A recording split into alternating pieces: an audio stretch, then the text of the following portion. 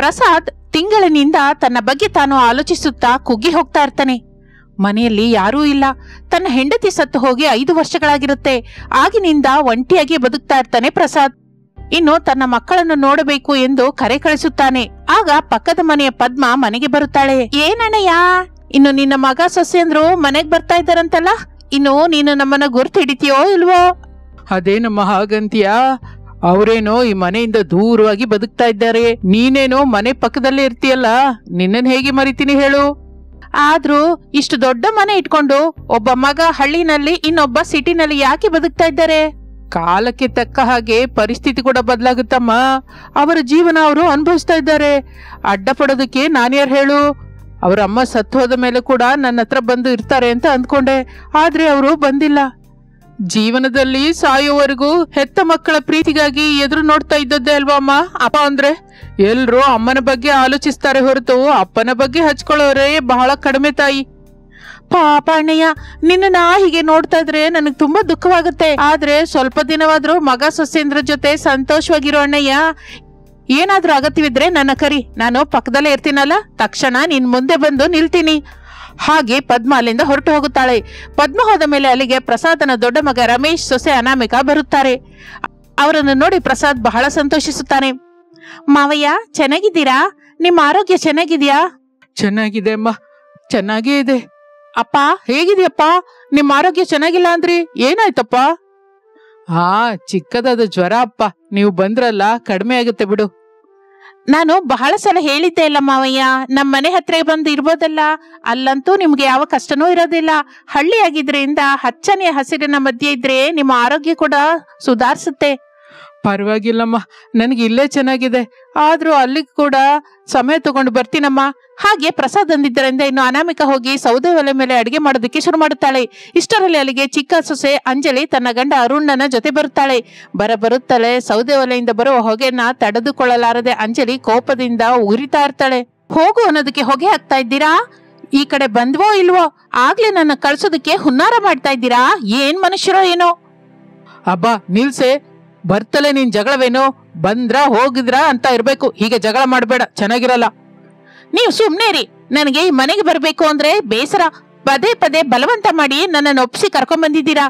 ಇಲ್ಲಿ ನನ್ನ ಗೌರವಕ್ಕೆ ಕಡಿಮೆ ಆದ್ರೆ ನಿಜಕ್ಕೂ ಇರೋದಿಲ್ಲ ಎಂದು ಅಂಜಲಿ ಅಂದಿದ್ದರಿಂದ ಇನ್ನು ಅರುಣ್ ತನ್ನ ಹೆಂಡತಿಯನ್ನು ಸಮಾಧಾನಿಸುತ್ತಾ ಇರ್ತಾನೆ. ಇನ್ನು ಅಲ್ಲೇ ಇರುವ ಪ್ರಸಾದ್, ಬನ್ನಿ ಅಮ್ಮ ಬನ್ನಿ, ಮನೆಯೊಳಗೆ ಬಾ ತಾಯಿ.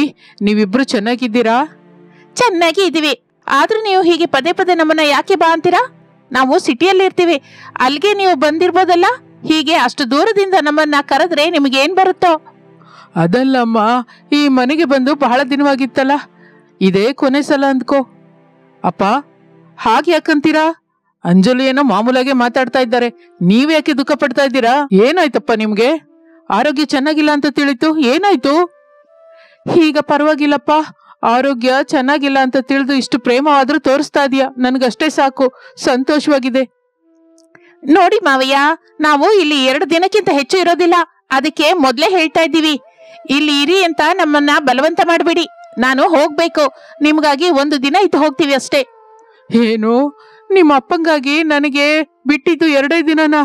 ಪ್ರತಿ ತಂದೆ ಬೆಳೆದ ತನ್ನ ಮಗನನ್ನು ನೋಡಿ ಸಂತೋಷ ಪಡ್ತಾನೆ. ತನ್ನ ರೆಟ್ಟೆಗಳಿಂದ ಕಷ್ಟ ಮಾಡ್ಕೊಂಡು ಅಷ್ಟರವರೆಗೂ ಬೆಳೆದ ಮಕ್ಕಳ ಮದುವೆ ಮಾಡಿ ಒಬ್ಬ ಮನೆಯವನಾದ್ರೆ ಹೇಳಲಾರದಷ್ಟು ಆನಂದ ಪಡ್ತಾನೆ. ಆದ್ರೆ ದೂರವಾಗ್ತಿರುವ ತನ್ನ ಮಕ್ಕಳನ್ನ ನೋಡ್ತಾ ಇದ್ರೆ ಮಾತ್ರ ಯಾವ ತಂದೆನೂ ತಡ್ಕೊಳ್ಳಲ್ವೋ, ಆಗಲೂ ತನ್ನ ಮನಸ್ಸಿನಲ್ಲಿಯೇ ದುಃಖ ಪಡ್ತಾನೆ ಹೊರತು ತನ್ನ ದುಃಖನ ಹೊರಗೆ ಹೇಳ್ಕೊಳ್ಳೋದಿಲ್ಲ. ಅಪ್ಪ ನೀವು ಹಾಗೆ ದುಃಖ ಪಡ್ಬೇಡಿ ಅಪ್ಪ. ಮಾವಯ್ಯ, ಏನು ಈ ನಾಟಕಗಳು? ನಾನ್ ಮೊದ್ಲೇ ಹೇಳಿದ್ದೆ ಅಲ್ವಾ, ಬರ್ತಲೇ ಈ ನಾಟಕಗಳೇನು? 2 ದಿನ ಅಂದ್ರೆ 2 ದಿನವೇ ಇರ್ತೀವಿ, ನಂತರ 1 ನಿಮಿಷ ಕೂಡ ಇರೋದಿಲ್ಲ. ಏನ್ರಿ ನೀವು ಬನ್ನಿ, ಯಾವುದೊಂದು ರೂಮ್ ಒಳಗೆ ಹೋಗಿ ತಲೆಮರೆಸ್ಕೊಳ್ಳೋಣ. ಹಾಗೆ ಅಂಜಲಿ ತನ್ನ ಗಂಡ ಅರುಣನ್ನು ಕರೆದುಕೊಂಡು ರೂಮ್ ಒಳಗೆ ಹೋಗುತ್ತಾಳೆ. ಮಾವಯ್ಯ, ಯಾವಾಗ್ಲೂ ನಿಮ್ಮನ್ನ ಹೀಗೆ ನೋಡಿಲ್ಲ, ಏನಾಯ್ತು ನಿಮ್ಗೆ? ಯಾಕೆ ಹೀಗೆ ದುಃಖ ಪಡ್ತಾ ಇದ್ದೀರಾ? ಅದಲ್ಲಮ್ಮ, ಸ್ವಲ್ಪ ದಿನವಾದ್ರೂ ನೀವೆಲ್ಲ ಇಲ್ಲೇ ಇರ್ತೀರಿ ಅಂದ್ಕೊಂಡೆ, ಆದ್ರೆ ಅವರವ್ರ ಪಾಡಿಗೆ ಅವ್ರು ಹೋಗ್ತೀನಿ ಅಂದ್ಕೊಂಡಿರ್ಲಿಲ್ಲ. ಕನಿಷ್ಠ ನೀವಾದ್ರೂ ಸ್ವಲ್ಪ ದಿನ ಇಲ್ಲಿರ್ತೀರಾ? ಮಾವಯ್ಯ, ಈ ಸಲ ಹೊಲನ ಜಾಗ್ರತೆಯಿಂದ ಕಾಪಾಡ್ಕೋಬೇಕು. ಮಳೆಗಾಲ ಅಲ್ವಾ, ಪ್ರವಾಹ ಬಂತು ಅಂದ್ರೆ ಬೆಳೆ ಮುಳುಗಿ ಹೋಗುತ್ತೆ ಅಂತ ಭಯವಾಗ್ತಾ ಇದೆ. ಅದಕ್ಕೆ ಮಾವಯ್ಯ, ಹೋಗಿ ಬೆಳೆನ ನೋಡ್ಕೋಬೇಕು. ನಿಮ್ಗೆ ಯಾವ ಕಷ್ಟವೂ ಬಾರದ ಹಾಗೆ ನೋಡ್ಕೋತೀವಿ ಮಾವಯ್ಯ. ಏನು ಅಂದ್ರೆ ನೀವಾದ್ರೂ ಮಾವಯ್ಯಂಗೆ ಹೇಳಿ. ಹೌದಪ್ಪ, ಸ್ವಲ್ಪ ಅರ್ಥ ಮಾಡ್ಕೊಳ್ಳಿ.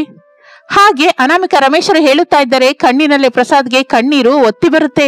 ಇನ್ನು ಹಾಗೆ ಊರಿನೊಳಗೆ ಹೋಗೋದಕ್ಕೆ ಹೊರಡುತ್ತಾನೆ ಪ್ರಸಾದ್. ಬೀದಿಯೊಳಗೆ ಹಾಗೆ ಪ್ರಸಾದ್ ಹೋಗುತ್ತಲೇ ಅನಾಮಿಕಳನ್ನು ಕೋಪದಿಂದ ನೋಡ್ತಾ ಇರ್ತಾಳೆ ಅಂಜಲಿ.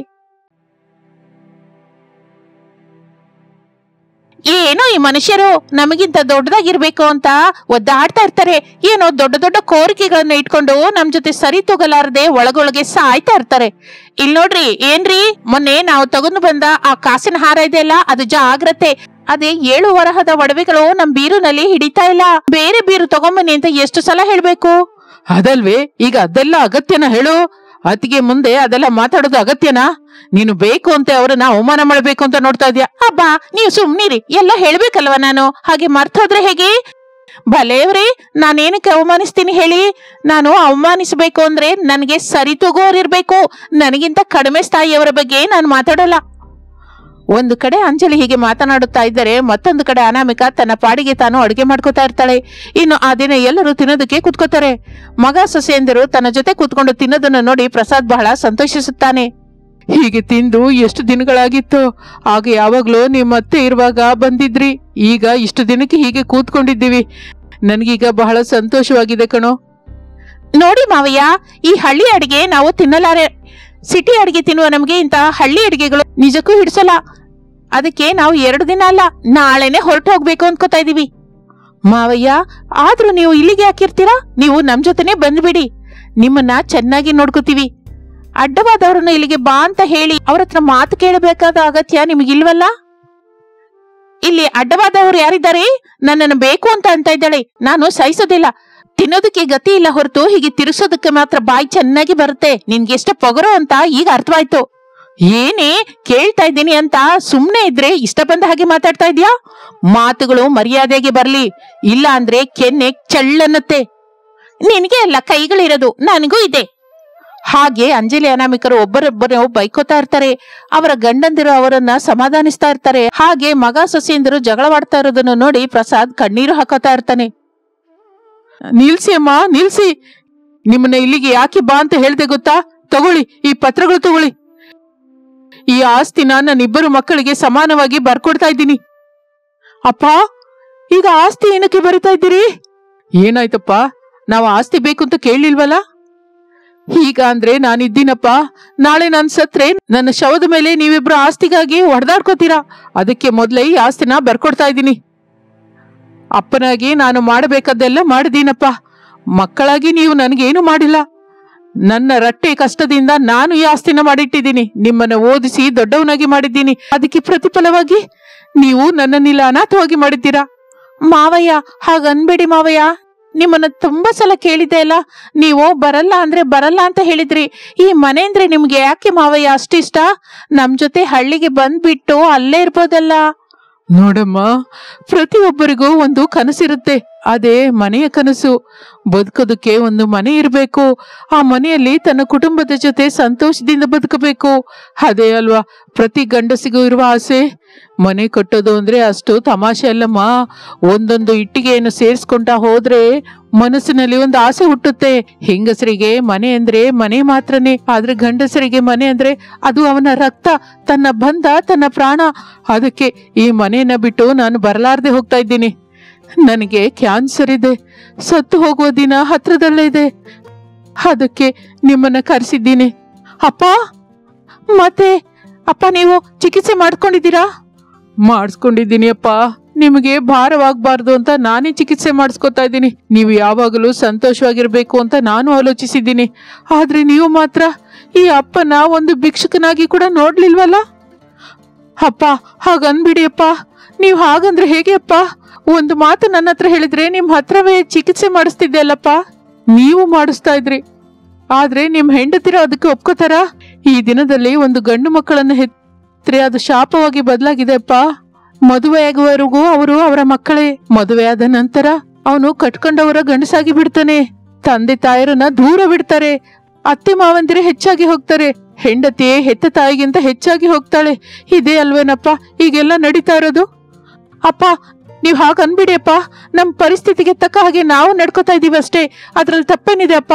ಹೆಂಡತಿಯನ್ನ ನೋಡ್ಕೊಳ್ದೇ ಇದ್ರೆ ಇಲ್ಲಿ ಎಲ್ಲ ತಾರ್ಮಾರಾಗಿ ಹೋಗುತ್ತೆ ಅಪ್ಪ. ನೋಡಿ ಮಕ್ಕಳೇ, ಎಷ್ಟು ದೊಡ್ಡವರಾದ್ರು, ಎಷ್ಟು ದುಡ್ಡು ಸಂಪಾದಿಸಿದ್ರು, ಎಷ್ಟು ಹೆಸರುವಾಸಿ ಆದ್ರು, ನಾವು ಎಲ್ಲಿಂದ ಬಂದಿದ್ದೀವಿ ಅನ್ನೋ ವಿಷಯನ ಮಾತ್ರ ನೆನಪಿನಲ್ಲಿ ಇಟ್ಕೊಳ್ಳಿ. ಆ ವಿಷಯವೇನಾದ್ರೂ ಮರೆತು ಹೋದ್ವಿ ಅಂದ್ರೆ ನಮ್ಮ ಹಣೆ ಬರಹನೆ ಬದಲಾಗಿ ಹೋಗುತ್ತಪ್ಪ, ಜಾಗ್ರತೆ. ಪ್ರಸಾದ್ ಹಾಗೆ ಅನ್ನುತ್ತಾ ಇರುವಾಗಲೇ ಅಂಜಲಿಗೆ ಕೋಪ ಒತ್ತುಕೊಂಡು ಬರುತ್ತೆ. ಈಗ ಏನ್ ಹೇಳ್ತೀರಾ ಮಾವಯ್ಯ? ನಮ್ಮನ್ನು ಹೀಗೆ ಅವಮಾನಿಸ್ಬೇಕು ಅಂತ ಕರ್ಸಿದ್ರಾ? ಏನೇನೋ ಮಾತಾಡ್ತಾ ಇದ್ದೀರಾ? ನಮ್ಮ ಬದುಕು ನಾವು ಬದುಕ್ತಾ ಇದ್ದೀವಿ, ಹೀಗೆ ಬಾ ಅಂತ ಹೇಳಿ ಬೈತೀರಾ? ಸುಮ್ನಿರಮ್ಮ, ಈಗ ಕೂಗೋದು ನಿಲ್ಸು. ನಾನು ಕೇವಲ ನಿಮ್ಮನ್ನ ಆಸ್ತಿ ಪಾಲಿಗೋಸ್ಕರ ಕರೆದಿದ್ದೀನಿ. ಇನ್ನು ನೀವು ಹೋಗಬಹುದು. ಅಪ್ಪ, ಇನ್ನು ಸಾಕು ಕಣೋ. ಈ ಕರೆ ಕೇಳಿದ್ರೆ ನನಗೆ ಅಸಹ್ಯವನ್ಸುತ್ತೆ. ನಾನು ಸತ್ತು ಹೋದ್ರೆ ದಹನ ಮಾಡೋದಕ್ಕೆ ಪಕ್ಕದ ಮನೆ ಪದ್ಮ ಇದ್ದಾಳೆ. ಇನ್ನು ಮೇಲೆ ನಿಮ್ಮ ಆಸ್ತಿನ ತಗೊಂಡು ಹೋಗ್ಬೋದು. ಒಂದು ವಿಷಯ ನೆನಪಿನಲ್ಲಿ ಇಟ್ಕೊಳ್ಳಿ, ನಾಳೆ ಬೆಳಿಗ್ಗೆ ನೀವು ಕೂಡ ನಿಮ್ಮ ಮಕ್ಕಳ ಹತ್ರ ನನ್ನ ಹಾಗೆ ಆಗದ ಹಾಗೆ ಜಾಗ್ರತೆ ಮಾಡಿ. ಇದೇ ನಾನು ನಿಮಗೆ ಕೊಡುವ ಸಲಹೆ ಎನ್ನುತ್ತಾ ಪ್ರಸಾದ್ ಕಣ್ಣೀರು ಒರೆಸಿಕೊಳ್ಳುತ್ತಾ ಪಕ್ಕದ ಮನೆ ಪದ್ಮಳ ಮನೆಗೆ ತನ್ನ ಬಟ್ಟೆಗಳ ಚೀಲವನ್ನು ತಗೊಂಡು ಹೊರಡುತ್ತಾನೆ. ಪ್ರಸಾದ್ನನ್ನು ಮಕ್ಕಳು ಸೊಸೆಯಂದರು ಹಾಗೆ ನೋಡ್ತಾ ನಿಂತ್ಕೊಂಡ್ಬಿಡ್ತಾರೆ. ಇದು ಇಂದಿನ ಕತೆ. ಮತ್ತೊಂದು ಆಸಕ್ತಿಕರವಾದ ಕತೆ ಜೊತೆ ಮತ್ತೆ ಸೇರೋಣ. ಅಲ್ಲಿಯವರೆಗೂ ವಿರಾಮ. ನಮಸ್ತೆ. ವಿನಾಯಕ ನಿಮಜ್ಜನ. ಶಾರದಳ ಮನೆಯಲ್ಲಿ ವಿನಾಯಕ ಚೌತಿ ಹಬ್ಬ ಅದ್ದೂರಿಯಾಗಿ ನಡೆಯುತ್ತಾ ಇರುತ್ತದೆ. ಊರಿನ ಜನರೆಲ್ಲ ಶಾರದಳ ಮನೆ ಹತ್ರನೇ ಇರ್ತಾರೆ. ಶಾರದಳ ದೊಡ್ಡ ಸೊಸೆ ಅಂಜಲಿ ಧನವಂತರಳಾಗಿದ್ದರಿಂದ ಧಾರಾಳವಾಗಿ ದುಡ್ಡು ಖರ್ಚು ಮಾಡಿ ಉತ್ಸವವನ್ನ ನಡೆಸ್ತಾ ಇದ್ದಾಳೆ. ಇಷ್ಟರಲ್ಲಿ ಶಾರದಾ, ಆಹಾ, ನಮ್ಮ ತಾಯಿಗೆ ಕರೆಕ್ಟ್ ಆಗಿ ಈ ಸಲ ಹಬ್ಬ ನಡೆಸ್ತಾ ಇದೀಯಾ? ತುಂಬಾ ಆನಂದವಾಗಿದೆ ಅಮ್ಮ ಅಂಜಲಿ. ಆಗ್ಲೇ ಆಗಿಲ್ಲತ್ತೆ. ನಿಮಜ್ಜನದ ಹಬ್ಬ ಹೇಗೆ ಮಾಡ್ತೀನ ನೋಡ್ತಾ ಇರಿ. ಬರುವ ವರ್ಷದವರೆಗೂ ನಾವು ಮಾಡುವ ಹಬ್ಬದ ಬಗ್ಗೆ ಎಲ್ಲರೂ ಹೇಳ್ಬೇಕು. ಈ 2-3 ದಿನಕ್ಕೆ ಅಷ್ಟೊಂದು ದುಡ್ಡು ಖರ್ಚು ಮಾಡೋದು ಏನಕ್ಕಮ್ಮ? ನೋಡಿ ಅತ್ತೆ, ಈ ಕೆಲಸಕ್ಕೆ ಬಾರದ ಜನ ಪದೇ ಪದೇ ತಮ್ಮ ಜೀವನದ ಬಗ್ಗೆ ಅಳೋದು ಬಿಟ್ಟು ಇನ್ನೇನು ಮಾಡೋದಿಲ್ಲ. ಅವ್ರಿಗೆ ಯಾವಾಗಲೂ ನಮ್ಮಂತಹ ದುಡ್ಡಿರುವವರು ದೇವರ ಹಾಗೆ ಕಾಣಿಸ್ತಾರೆ. ಒಂದು ದಿನ ಅಲ್ವಲ್ಲ, ಪ್ರತಿದಿನವೂ ಅವರು ನಮ್ಮ ಬಗ್ಗೆನೇ ಮಾತಾಡ್ಕೋಬೇಕು. ಹಾಗೆ ಮಾತಾಡ್ಬೇಕು ಅಂತಂದ್ರು, ನಮ್ಮ ಬಗ್ಗೆ ದೊಡ್ಡದಾಗಿ ಹೇಳ್ಬೇಕು ಅಂತಂದ್ರು ನಾವು ಇಂಥದ್ದು ಮಾಡದೆ ತಪ್ಪಲ್ಲ ಅತ್ತೆ. ಅರೇ, ಬಲೆ ಹೇಳಿದೀಯ ಅಂಜಲಿ. ಆದರೂ ಈ ಸುತ್ತಮುತ್ತಲಿನ ಊರುಗಳಲ್ಲಿ ವಿನಾಯಕ ಚೌತಿ ಹಬ್ಬವನ್ನು ನಮಗಿಂತ ಯಾರು ಚೆನ್ನಾಗಿ ಮಾಡ್ತಾರೆ ಹೇಳಿ? ಒಂದು ಸಲ ನಾವು ಹಾಗೆ ಊರೊಳಗೆ ಹೋಗಿ ನೋಡ್ಬರೋಣ ಬನ್ನಿ. ಹಾ, ನೋಡ್ಬರೋಣ. ಹಾಗೆ ಅಂಜಲಿ ಶಾರದರು ಊರಿನೊಳಗೆ ಹೋಗಿ ಎಲ್ಲ ಬೀದಿಗಳನ್ನು ನೋಡ್ತಾ ಇರ್ತಾರೆ. ಎಲ್ಲರೂ ಸಾದಾಸೀದವಾಗಿ ಹಬ್ಬ ಮಾಡ್ಕೋತಾ ಇರ್ತಾರೆ. ಇನ್ನು ಊರಿನ ಕೊನೆಯಲ್ಲಿರುವ ಮನೆ ಹತ್ರಕ್ಕೆ ಹೋಗುತ್ತಲೇ, ಅತ್ತೆ ನೋಡಿದ್ರಾ, ನಿಮ್ಮ ಸೊಸೆ ಮನೆ ಬಂತು, ಹೋಗಿ ಹಬ್ಬ ಹೇಗೆ ಮಾಡ್ತಾ ಇದ್ದಾರೋ ನೋಡ್ ಬರ್ತೀರಾ? ಈಗ ಬೇಡ ಬಿಡಮ್ಮ, ಆದ್ರೂ ಅವರಿಗೆ ವಿನಾಯಕ ಚೌತಿ ಹಬ್ಬ ಮಾಡ್ಕೊಳ್ಳುವಷ್ಟು ಸಾಮರ್ಥ್ಯ ಇಲ್ಲ ಬಿಡು. ತಿನ್ನೋದಕ್ಕೆ ಕೂಡ ಕಷ್ಟಪಡ್ತಾ ಇದ್ದಾರಲ್ಲ. ಹೀಗಿದ್ದಾಗ್ಲೇ ಹೋಗಿ ನೋಡ್ಕೊಂಡ್ ಬರ್ಬೇಕು ಅತ್ತೆ, ಬನ್ನಿ ಹೋಗಿ ನೋಡೋಣ ಎಂದು ಅಂಜಲಿ ಶಾರದರು ಅನಾಮಿಕ ಮನೆಯೊಳಗೆ ಹೋಗುತ್ತಾರೆ. ಅನಾಮಿಕ ಮಣ್ಣಿನ ವಿನಾಯಕನಿಗೆ ಪೂಜೆ ಮಾಡುತ್ತಾ ಇರ್ತಾಳೆ. ಪಕ್ಕದಲ್ಲೇ ರಮೇಶ್ ಕೂಡ ಪೂಜೆ ಮಾಡ್ತಾ ಇರ್ತಾನೆ. ನೋಡಿ, ಪ್ರಸಾದಗಳು ಜಾಗೃತಿಯಾಗಿ ಇಡಿ. ನಮ್ಮ ಮನೆಯಲ್ಲಿ ಇಲಿಗಳು ತಿರುಗ್ತಾ ಇರುತ್ತೆ, ಪ್ರಸಾದಗಳನ್ನ ನಾವು ತಿನ್ನುತ್ತೆ ಅಂತ ಭಯ ಅನಿಸ್ತಾ ಇದೆ ನಂಗೆ. ಅರೆ, ಅದೇನಿಲ್ಲ, ನಾನು ಅವಕ್ಕೆ ಕಾವಲಾಗಿ ಇದ್ದೀನಲ್ಲ. ಆದ್ರೂ ವಿನಾಯಕನ ವಾಹನವಾದ ಆ ಇಲಿಗಳು ಪ್ರಸಾದ ತಿಂದ್ರೆ ನಮ್ಗೆ ಒಳ್ಳೇದು ಬಿಡು. ಆ ಸ್ವಾಮಿಗಾದ್ರೂ ಪ್ರಸಾದಗಳು ಸೇರಿದ ಹಾಗಾಗತ್ತೆ. ಅಬ್ಬಾ, ಇಂಥ ಮಾತುಗಳು ಹೇಳೋದಕ್ಕೆ ಏನೂ ಕಡಿಮೆ ಇಲ್ಲ. ಏನೋ ಮನೆಯಲ್ಲಿರುವ ಇರೋ ಸ್ವಲ್ಪ ಬೇಳೆಗಳ ಜೊತೆ ಪ್ರಸಾದ ಮಾಡಿದ್ದೀನಿ, ಅದನ್ನು ಕೂಡ ಇಲಿಗಳು ತಗೊಂಡು ಹೋದ್ರೆ ಇನ್ನು ಅಷ್ಟೇ ವಿಷಯ. ಅನಾಮಿಕ ರಮೇಶರ ಹಾಗೆ ಮಾತನಾಡಿಕೊಳ್ಳುತ್ತಾ ಇರುವಾಗ ಸ್ವಲ್ಪ ದೂರದಿಂದ ಕೇಳ್ಕೊತಾ ಇರುವ ಅಂಜಲಿ ಶಾರದರು ಅವರನ್ನು ನೋಡಿ ನಗುತ್ತಾರೆ.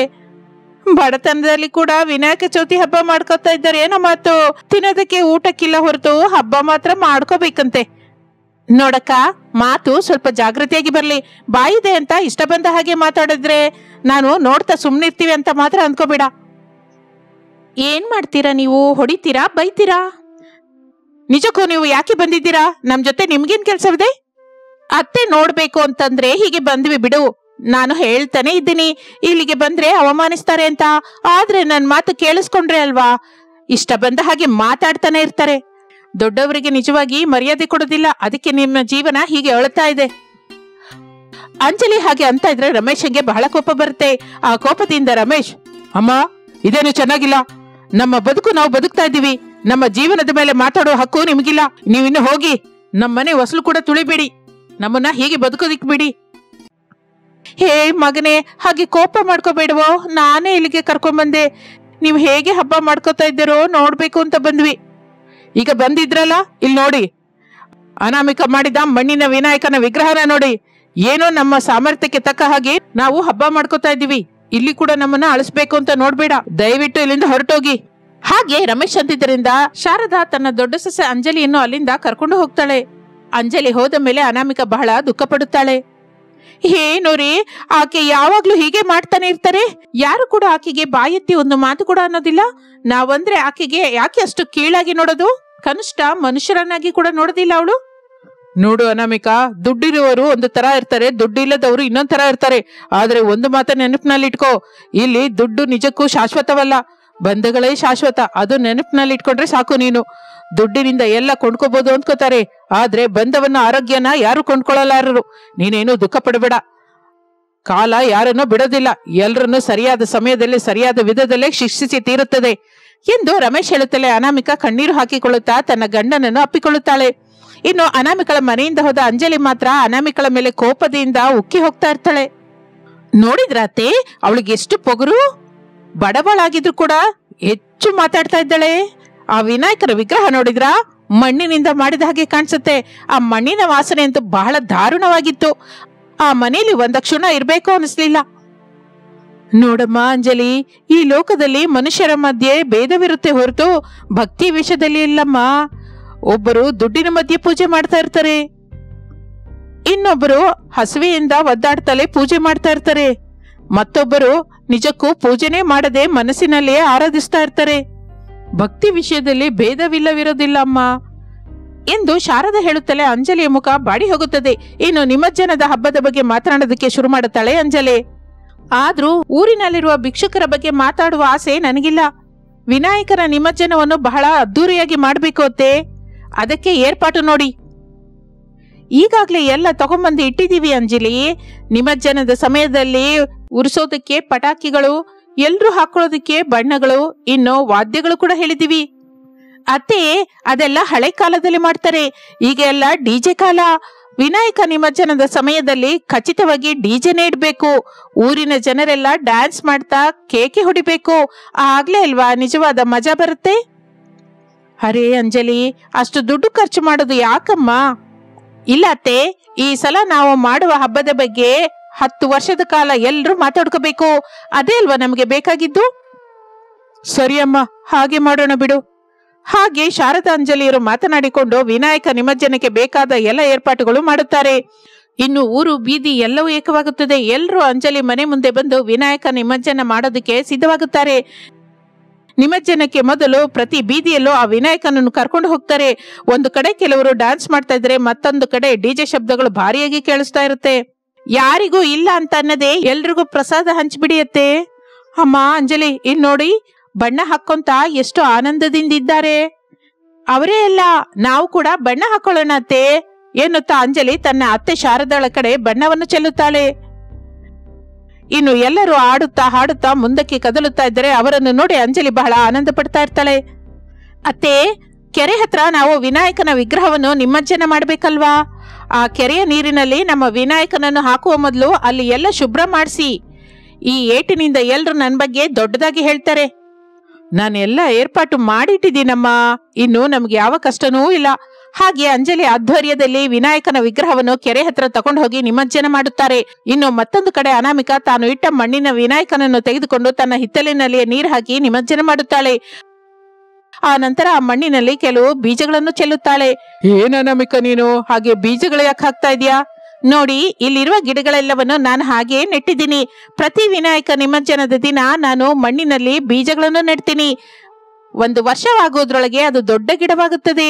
ಹಾಗೆ ಮಾಡೋದ್ರಿಂದ ಎಷ್ಟು ಚೆನ್ನಾಗಿರುತ್ತೆ ಗೊತ್ತಾ? ಏನೋ ನೀನು ಏನೇನೋ ಮಾತಾಡ್ತೀಯ, ನನ್ಗಂತೂ ಅರ್ಥವಾಗ್ತಿಲ್ಲ. ಹೋಗ್ಲಿ ಬಿಡು. ಈಗ ವಿನಾಯಕ ನಿಮಜ್ಜನ ಆಗಿ ಹೋಗಿದೆಯಲ್ಲ, ಹೋಗಿ ಹೊಟ್ಟೆ ತುಂಬ ತಿನ್ನೋಣ ಬಾ. ಹಾಗೆ ರಮೇಶ್ ಅನಾಮಿಕಾ ಮನೆಯೊಳಗೆ ಹೋಗುತ್ತಾರೆ. ಮಾರನೇ ದಿನ ಬೆಳಿಗ್ಗೆ ಪೊಲೀಸರು ಅಂಜಲಿ ಮನೆಗೆ ಬರುತ್ತಾರೆ. ಅಂಜಲಿಯನ್ನು ಅರೆಸ್ಟ್ ಮಾಡ್ತಾರೆ. ನೋಡಿ ಅಮ್ಮ, ನಿಮ್ಮಿಂದ 2-3 ಮುದುಕರು ಆಸ್ಪತ್ರೆಯಲ್ಲಿ ಇದ್ದಾರೆ. ನಿನ್ನೆ ನೀವು ವಿನಾಯಕ ನಿಮಜ್ಜನ ಮಾಡುವ ಸಮಯದಲ್ಲಿ ಅತಿಯಾಗಿ ಡಿಜೆ ಶಬ್ದ ಇಟ್ಟಿದ್ದರಿಂದ ಇಬ್ಬರಿಗೆ ಕಿವಿ ಕೂಡ ಕೇಳಿಸ್ತಾ ಇಲ್ಲ. ಇನ್ನು ಕೆಲವರಿಗಂತೂ ಏಕವಾಗಿ ಹಾರ್ಟ್ ಅಟ್ಯಾಕ್ ಬಂದಿದೆ. ಅವರನ್ನು ನಾನೇನೋ ಶಬ್ದ ಕೇಳಿ ಅಂತ ಹೇಳಿಲ್ವಲ್ಲ ರೀ, ಅದು ಅವ್ರು ಮಾಡ್ಕೊಂಡ ಕರ್ಮ. ಅದಕ್ಕೆ ನನ್ನನ್ನು ಯಾಕೆ ಅರೆಸ್ಟ್ ಮಾಡ್ತಾ ಇದ್ದೀರಾ? ಸರಿ, ಅವೆಲ್ಲ ಬಿಟ್ಬಿಡು. ಪ್ರಾಣಾಂತಕರವಾದ ರಾಸಾಯನಿಕಗಳನ್ನು ಸೇರಿಸಿದ ವಿಗ್ರಹವನ್ನು ನೀರಿನಲ್ಲಿ ನಿಮಜ್ಜನ ಮಾಡಿದ್ದೀರಾ. ಆ ರಸಾಯನದಿಂದ ಕೂಡಿದ ಪದಾರ್ಥಗಳು ವಿಗ್ರಹದ ಜೊತೆ ಕೆರೆ ನೀರಿನಲ್ಲಿ ಕಲಿತಿದ್ದರಿಂದ ಕೆರೆಯಲ್ಲಿರುವ ಮೀನುಗಳೆಲ್ಲ ಸತ್ತು ಹೋಗಿದ್ದವೆ. ಆ ಕೆರೆಯನ್ನೇ ನಂಬಿಕೊಂಡ ರೈತರು ಈಗ ಕಣ್ಣೀರು ಹಾಕ್ತಾ ಇದ್ದಾರೆ. ಅದಕ್ಕೆ ನೀನ್ ಏನು ಉತ್ತರ ಕೊಡ್ತೀಯಾ? ಅವರನ್ನು ನಾನೇನೋ ಶಬ್ದಗಳು ಕೇಳಿ ಅಂತ ಹೇಳಿಲ್ವಲ್ಲ, ಅದು ಅವರು ಮಾಡಿಕೊಂಡ ಕರ್ಮ. ಅದಕ್ಕೆ ನನ್ನನ್ನೇಕೆ ಅರೆಸ್ಟ್ ಮಾಡ್ತಾ ಇದ್ದೀರಾ? ನಾನೇನು ಅವರಿಗೆ ಕಷ್ಟ ಕೊಡ್ಲಿಲ್ಲ. ನನ್ ಮನೆ ಹತ್ರನೇ ಅನ್ನದಾನ ಏರ್ಪಾಟು ಮಾಡಿದ್ದೀನಿ. ಎಲ್ರು ಬಂದು ಹೊಟ್ಟೆ ತುಂಬ ತಿಂದಿದ್ದಾರೆ. ಈಗ ಕೆರೆಯಲ್ಲಿ ಮೀನುಗಳು ಸತ್ತೋದ್ರೆ ನಾನೇನ್ ಮಾಡ್ಬೇಕು? ಮರ್ಯಾದೆಯಾಗಿ ನನ್ನನ್ನು ಬಿಟ್ಬಿಡಿ, ಇಲ್ಲ ಅಂದ್ರೆ ನಾನೇನ್ ಮಾಡ್ತೀನೋ ನಂಗೆ ಗೊತ್ತಿಲ್ಲ.